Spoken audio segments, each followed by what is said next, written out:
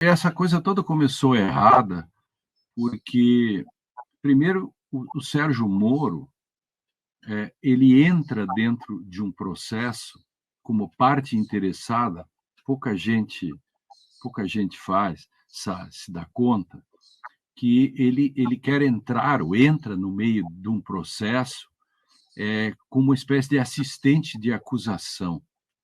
Isso tudo, uma grande confusão que se instaura, e aí vem uma correção.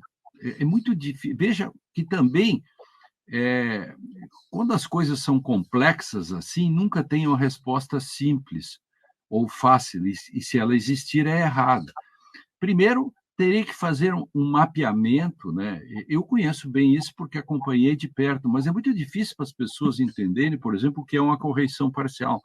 Então, o que aconteceu? Quando o juiz que entra no processo e vai seguir os protocolos, o Eduardo Apio faz um bom protocolo, ele segue o protocolo, ele entra no processo, ele tem legitimidade para discutir e, portanto, ele dá salvo-conduto para o Tacla Duran, ele convoca o Tacla Duran para depor, depois de 7 anos em que o Tacla Duran teve mandado de prisão contra ele, ele nunca foi ouvido.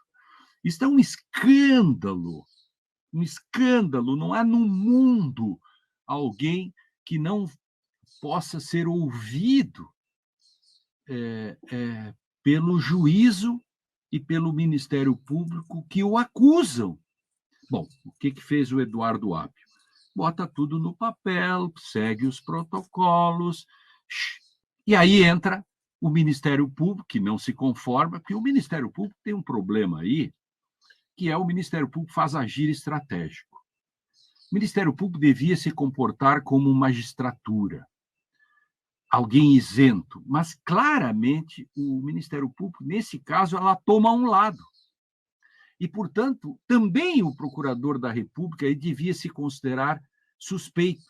Estou dizendo aqui uma coisa a mais. Não é só o Malucelli, o desembargador, que foi suspeito, tanto que foi, porque se autodeclarou agora. O Ministério Público devia ter sido o primeiro a declarar-se suspeito, porque claramente, com tudo o que aconteceu, ele estava impedido de continuar no processo. Aliás, ali seria muito difícil saber quem não é suspeito desse processo, né? Aí aconteceu que caiu na mão do Malucelli, ele acabou dando uma decisão que, segundo se disse, foi mal interpretada, a culpa ficou do estagiário, porque aí ficou uma coisa obscura. Imagina, primeiro, ele decide a correção parcial, que é uma queixa contra o andamento do processo e que o juiz não deveria ter concedido o salvo-conduto para o Tacla Duran. Então, o Malucelli disse, não, isso está errado, não pode ser assim, revogo. Ok. Aí o que acontece? Desta anulação, a assessoria do desembargador, ou ele mesmo mandou, não se sabe, escreveu assim, prisão de Tacla foi revigorada. Absolutamente errado, porque jamais se poderia criar um fato positivo de duas negações. Direito não é matemática. De um não mais um não dá um sim. Por exemplo, sei lá, 0101, não sei bem como é que isso funciona. Aqui se disse tem novamente. Aí criou-se toda essa lambança e aí depois vieram à tona todos esses fatos, né? Compadrio.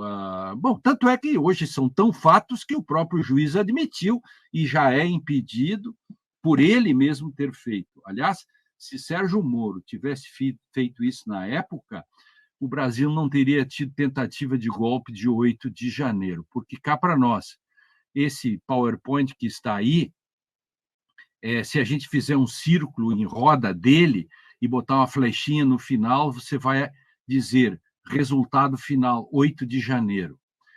Foi daí que surgiu tudo isso.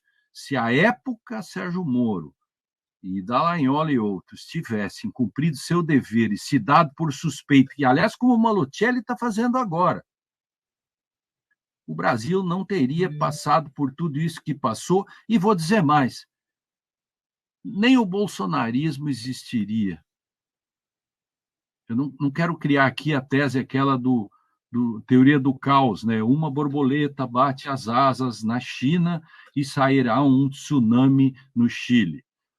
Mas, de todo modo, aqui está o ovo da serpente, da não política, né? Quando eu olho para o Sérgio Moro aqui, eu vejo o Zé Trovão, porque Zé Trovão continuaria caminhoneiro e não seria deputado federal se tudo isso não tivesse acontecido, os outsiders entrarem na política.